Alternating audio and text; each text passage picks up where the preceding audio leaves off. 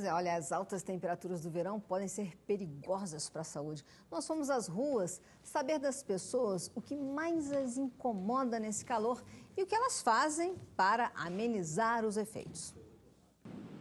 30, 40, 45 graus. A onda de calor pelo Brasil muda a rotina e afeta as pessoas. Mas nem todo mundo adora o verão. Vocês gostam do verão, do calor? Gostam? Não. Nem um pouco? Não, prefiro mais não? outono. Só que é bom quando você tá na praia, né? Não quando você tá aqui trabalhando. Alguma coisa te incomoda no calor? A roupa. Incomoda o calor? Não, tô acostumado, principalmente a trabalhar assim. É isso que eu ia te perguntar, como é que funciona? Cara, é mais acho que psicológico do que qualquer outra coisa, porque a gente trabalha na rua andando o tempo todo, então eu tenho algumas táticas que de vez em quando tá muito quente, eu paro em algum lugar, tomo alguma coisa, geralmente em lugares refrigerados, aí dá pra aguentar o dia inteiro. Você gosta do calor, desse verãozão, você gosta? Não. Por que não? Muito calor. O que você faz? Chupa um sorvete pra amenizar o calor? Isso. Sol quente, atrapalha a minha vista por causa do óculos, suor, cansaço. Pra trabalhar é ruim. Dá pra tirar alguma vantagem desse calor grande? Só na diversão, porque do resto não dá não, pra trabalhar é péssimo, né? Pra trabalhar dia mais ameno é melhor. Dá pra tirar vantagem do calor? Que tipo de vantagem? É assim, é melhor pra fazer certas coisas. Ah, sim, não tem dúvida. Que tipo de coisa? Sexo, por exemplo. Pois é, mas ainda são necessários cuidados extras nessa época. O que você faz pra amenizar o calor? Tomo bastante água, né, ar-condicionado. Você consegue tirar alguma vantagem do calor? Eu acho que eu me sinto melhor, me sinto mais livre, mais solta, acho que isso. Só se for ficar na piscina o dia inteiro, mas não tô podendo. Ar-condicionado e muita água. Ficar no ar-condicionado ligado, bem gelado, é só isso. Não ficar aqui embaixo do sol. Nem pensar, tô andando até rápido. Então vai lá, corre lá. Obrigada, tchau. Amenizar com líquido, andando pela sombra, protetor solar. Ar-condicionado? Também, se possível, evitar um pouco de ar-condicionado e ficar ao ar livre. E o corpo como reage nessa onda de calor? Bom, depende, né? Além de inchado. Eu acho que a gente come menos e bebe mais líquido. Meu corpo mesmo fica ruim, porque eu tenho problema de pressão baixa, então cai. O sol não ajuda. Agora o inverno eu gosto. Aí é bom. É ruim pra dormir, que eu tenho muita insônia, então quando tá muito quente eu não consigo dormir direito, só ligando o ar-condicionado ou então ventilador em cima de mim, né? Então isso me afeta profissionalmente, porque aí acaba tendo insônia, né? Mas durante o dia, hidratação, aí vai bem.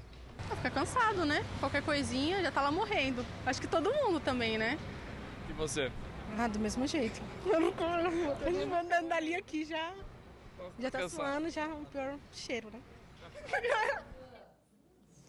Não é fácil mesmo, em tempo de calor intenso, com essa sensação térmica, em alguns dias chegou aí por volta dos 50 graus, como tem feito no Rio de Janeiro, todo cuidado é pouco para evitar doenças típicas do verão. Então a gente trouxe a metabologista Andressa Heimberg Soares para tirar as nossas dúvidas. Tudo bem, Andressa? Falei direitinho o seu sobrenome? Mexer. Quase lá, Quase lá, tô chegando. Quase lá. Doutora, o maior perigo do verão é mesmo a desidratação? É um dos grandes perigos, né? Eu acho que o verão, ele leva uma série de alertas para a gente, né? A desidratação, a conservação dos alimentos, porque é uma época que a gente tem muitas viroses, muita diarreia, que são as gastroenterocolites aguda pela conservação do alimento, né? É uma época que a gente acaba tendo também muito pernilongo, então as doenças transmissíveis por pernilongos, elas acometem mais. E também é uma época que as pessoas se expõem mais ao sol, então é uma época que tem mais doenças de pele associadas ao sol, as micoses, as queimaduras, então é uma época que a gente tem que ficar um pouquinho mais alerta mesmo. E ali teve um senhor que falou ali, a gente tem que evitar o ar-condicionado. Quer dizer, a gente não tem muito como evitar o ar-condicionado, né? E o ar-condicionado também traz algumas doenças, não traz? Na verdade, o que acontece? Em quem tem rinite, em quem tem quadros de sinusite de repetição, o ar mais seco, e principalmente quando o ar-condicionado ele não é trocado, aquele filtro, é feita a manutenção de forma adequada, muitos fungos, porque fica na tubulação do ar-condicionado, ficam pequenas gotículas de ar e de água. E essa gotícula de água, ela pode ser veículo para alguma bactéria, algum fungo. Então, o mais importante no verão a gente pode até usar o ar-condicionado, mas tem que usar sabendo fazer a manutenção adequada do aparelho e manter a hidratação do ambiente. O que é raro, né? Pois é. Então, esse é um alerta, acho que importante para a população que está assistindo. É a primeira coisa, olha o seu ar-condicionado, olha o seu ventilador, vê se está limpinho, trocou o filtro e aí sim, usa, mas usa com cuidado. O ventilador também pode fazer mal? O ventilador, a questão do ventilador é que ele também ajuda a ressecar um pouco mais a pele. Outra coisa, muitas vezes fica aquela camada de poeira, né, na haste do ventilador e isso acaba jogando mais poeira no ambiente. E para quem é alérgico é terrível, né? Eu sou muito alérgico, eu percebo isso tudo que você está dizendo. Então tem que fazer uma limpeza frequente nas pás dos ventiladores. Manutenção. E outra coisa, ar-condicionado resseca muito o ambiente, porque é justamente como ele funciona. Ele retira a umidade do ar e com isso a temperatura cai. Então o que é importante? Manter sempre, principalmente quarto de bebê, quarto de criança, um umidificador por perto. Parece um pouco paradoxal, mas ele vai tirar a umidade, mas é porque a criança vai respirar a umidade, a pessoa que é mais sensível respira a umidade e com isso a via aérea fica mais hidratada, menos tosse, menos alergia. Ô, doutor, e a temperatura do ar-condicionado? Porque tem muita gente que fala assim, eu gosto daquele frio polar, 16 graus. Isso também prejudica a saúde? Sim. O que acontece? Quando você sai de um ambiente que você está com 18, 19 graus e você vai para um ambiente dessa amplitude térmica que tem 40 e poucos graus, o corpo sente, né? Então, ocorre uma vasodilatação da pele e a tendência é você apresentar uma sudorese mais importante. E aí, com isso, você acaba suando mais, sentindo mais os efeitos do calor, perdendo mais líquido, correndo até mais chance de se hidratar. Qual é a temperatura que você recomenda? Olha, eu gosto de 21, 22 graus, eu acho que já é o suficiente para os pacientes, né? Mas tem gente que gosta de 17, 18, né? Eu falo, com cuidado, né? Doutora, voltando um pouco à questão da desidratação, quanto de água a gente tem que tomar por dia, de verdade? Olha, Leão, aproximadamente 2 litros a 2,5 litros, que é aquela recomendação geral, né? Criança um pouquinho menos, em torno de 1,5 litro a 2 litros. Idosos, é muito importante que a gente oferte bastante água, porque a gente sabe que o idoso ele tem uma dificuldade de perceber a sede, que com o passar dos anos a sede vai diminuindo. Então, para o idoso, sempre ter aquele hábito de oferecer um copo d'água a cada pelo menos 2 horas, monitorando para ficar em torno de 2,5 litros por dia. E a alimentação? Que tipo de alimentação é bacana para não desidratar? Bom, o que normalmente eu recomendo, né? As frutas são geralmente em torno de 4 a 5 porções por dia. Então, frutas que têm bastante líquido, como melão, melancia, os sucos de frutas, eles podem ser adicionados à alimentação de forma que a gente consiga se hidratar sem necessariamente precisar só beber água. Pois é, doutora, os sucos e os outros líquidos também têm o mesmo poder de hidratação que a água? Depende do líquido, né? Eu sempre falo assim, cerveja não tem, né? Ao contrário, desidrata, né? Desidrata. A cerveja, o álcool, ele estimula a diálise, estimula com que o rim filtre e elimine água, né? Então, na verdade, assim, tem que ser o líquido. O chá, de preferência o chá sem cafeína, por ser a cafeína ser um estimulante, né? Então, a gente prefere que no período da tarde seja um chá mais leve, um chá branco, né? E durante o dia comer bastante fruta, salada e sempre prestando atenção na ingestão de água, preferencialmente água ou sucos naturais. Exatamente. Eu tenho um médico que é metabologista também e ele me diz isso sempre. Ele fala assim, olha, quando a gente fala líquido, não está falando necessariamente água, porque eu tenho maior dificuldade de tomar água mesmo, pura. Então eu tomo muito suco. E aí as pessoas falam, mas não é água. Funciona, então? Funciona também. O que normalmente eu oriento? Vamos tentar fazer metade. Colocar metade em água e metade em variações de água. Refrigerante. Né? Refrigerante é um problema, né? Porque Aí a gente vai entrar numa discussão que tem bastante açúcar, né? E o açúcar ele pode, em excesso, ocasionar estados de pré-diabetes, né? O refrigerante com adoçante, ele tem que ser considerado na dieta com restrição, porque alguns adoçantes, eles são acusados de causar alguns danos no organismo. Então, a gente que é endócrino, que é médico, já está um pouquinho olhando com cuidado a questão do refrigerante. É melhor suco, chazinho, água, muito mais saudável. Né? E muita gente correu para comprar ventiladores, ar-condicionado e tal. Tem que tomar esses cuidados que você falou, né? Existe algum tipo de ventilador, por exemplo, que seja menos nocivo? Porque alguns hoje tem de plástico, tem de todo tipo. Tem algum material que seja melhor? E eu também queria saber o seguinte sobre o ventilador. Esses ventiladores de teto, e às vezes quando a pessoa coloca o ventilador o vento muito em cima, assim, eu percebo que muita gente acaba ficando resfriado por causa disso, né? O que na verdade acontece é assim. Então vamos lá, material do ventilador. A gente não tem na verdade um material muito específico que é melhor. O que normalmente é importante é aquele ventilador que tem um umidificador junto, né? Aquele que a gente consiga que gele um pouquinho a água e com isso melhore a hidratação do ambiente, a umidade do ambiente, né? Muito bem. Nossa, eu não conheço esse ventilador. Também não sabia disso. Tem aqueles ventiladores maiores de torre que você coloca água dentro e ele consegue umidificar o ambiente e jogar água. Eles são melhores, mas também a gente pode usar de alguns recursos. Quem usa o ventilador normal, colocar uma bacia de água no quarto. Gente, essa bacia de água no quarto que eu faço sempre, é legal ajuda, mesmo, né? ajuda. Ou mesmo aquela toalha na cabeceira da cama para poder ajudar.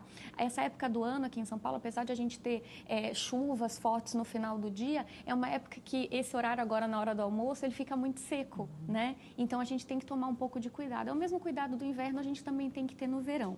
Eu não me lembro a segunda pergunta. O que o vento, quando fica em cima da pessoa? Muito bem. O vento, quando fica em cima da pessoa, geralmente as pessoas que são mais alérgicas, elas acabam respirando mais pó. E a mucosa do nariz e da garganta fica mais sensível, predispondo a que as infecções, elas venham aqui no trato respiratório e façam a festa. Né? Terrível. Por isso que a gente tem que se cuidar. Agora, a roupa também interfere aí no bem-estar durante o verão? Com certeza, tanto para o dia a dia quanto para a prática de exercícios, né? Sempre roupas leves que permitam com que a gente consiga transpirar. Lembrando que a transpiração, apesar da gente não gostar, ela é um sinal de alerta do corpo, né? Ela está dizendo para a gente que o corpo precisa esfriar a temperatura. Então, a gente não pode bloquear a transpiração. O que é o mais importante? Usar uma roupa leve que permita com que a transpiração evapore e a temperatura do corpo caia. Por isso que muitas vezes as pessoas sofrem de insolação, porque elas bloqueiam essa transpiração e com isso a temperatura do corpo sobe e aí causa algum tipo de mal-estar. Pode ser pressão baixa, pode ser mesmo desmaio. Então a roupa, tanto para o exercício quanto para o dia a dia, o mais tecido natural possível, fibra de algodão e o mais claro possível também. Eu tenho visto também na praia muitas crianças com essas camisetas assim de manga comprida mesmo, que protegem contra os raios UVA, UVB. Isso. A gente tem essa opção, sim. O mais importante é olhar nessas camisetas se elas também são feitas para aceitar a transpiração da pessoa. A gente nunca pode usar uma roupa que bloqueie a transpiração. A transpiração faz parte do nosso metabolismo, então ela tem que acontecer e tem que evaporar para baixar a temperatura As crianças, do corpo. quando a gente deixa elas na praia, assim, você acha que é bom também, por exemplo, colocar uma camiseta, uma camisa, mesmo de algodão? Sim, é importante. Quando você coloca uma proteção, ela já ajuda, ela age como se fosse mais um aditivo ao protetor solar, né? Agora tem esse alerta, criança na praia até 9 horas da manhã e depois das 4, 5 horas da tarde. Não vai querer colocar a criança meio-dia mesmo com camiseta e filtro e aquele branquinho, não funciona. A partir das 10 horas já não é legal. Tira a criança da praia. A criança desidrata muito fácil, criança quando está brincando geralmente não pede água, esquece de beber água. Então, assim, tem que tomar cuidado com os pequenos e também com os idosos. Claro. Eu já li isso bastante também, doutora, que está sempre oferecendo água, principalmente na praia, porque de uma hora para outra a criança pode desenvolver uma insolação, porque justamente ela não pede a água. Ela não pede a água. Criança, sabe que eu tenho visto com meus pacientes que eles adoram água de coco, né? Então, assim, na praia, os pequenos, quando você oferta alguma coisa diferente de água, vai muito melhor, né? Eles querem, por exemplo, um picolé, mesmo que tenha um teor de carboidrato um pouco maior, a criança está lá brincando, acaba gastando. Então, ofertar um picolé, um abacaxi, uma fruta, né? Uma água de coco, com certeza essa criança vai ficar hidratada durante o dia. Agora, para aquele que pisou na jaca, mesmo como a gente fala, né? Que abusou do sol e tal, o que é que faz depois que já... Muito bem. Então, assim, primeiro a gente precisa ver qual é a extensão da queimadura. Eu já vi paciente meu que passou na praia, não passou filtro solar e desenvolveu queimadura de 2º grau no dorso. Então, assim, a primeira coisa, grau de queimadura. Se foi uma queimadura de 1º ou de 2º grau. Quando já tem bolha de 2º grau, quando está só vermelhinha de 1º grau. Se for uma extensão muito grande, se hidratar, usar hidratantes para a pele, se hidratar bebendo água e usar hidratantes na pele, procurar ficar num quarto com uma temperatura mais fria, banho gelado e se tiver com muita dor, eu sempre aconselho, vai no pronto-socorro, porque às vezes vai precisar usar algum analgésico, algum anti-inflamatório, a gente vai ter que ficar de olho nisso. Agora, queimadura de 2º grau, dependendo da extensão, o cuidado ele vai ser um pouco mais intenso, então provavelmente vai ter que usar medicação, cuidar se não vai ter infecção. Queimadura é uma coisa séria. A gente sempre negligencia, mas queimadura é uma coisa séria e precisa ser olhada com bastante cuidado. E para a gente encerrar nossa conversa, eu queria saber quais são os sintomas da insolação. Sintomas geralmente da insolação é um mal-estar, a pessoa pode ter um desmaio, que a gente chama de síncope, ela pode ficar com aquela vermelhidão em face, geralmente ela pode ter uma desidratação junto, pode ter um pouco de taquicardia, a pressão eventualmente cai, é como se o organismo tivesse sobrecarregado com excesso de calor e daí com isso a pessoa acaba sofrendo as consequências. Tem que ir para o hospital. É importante. Sempre avaliação médica. Muito obrigada, então, pelas suas informações. Eu que agradeço. Vamos se cuidar, gente. Beber bastante água e se proteger do sol.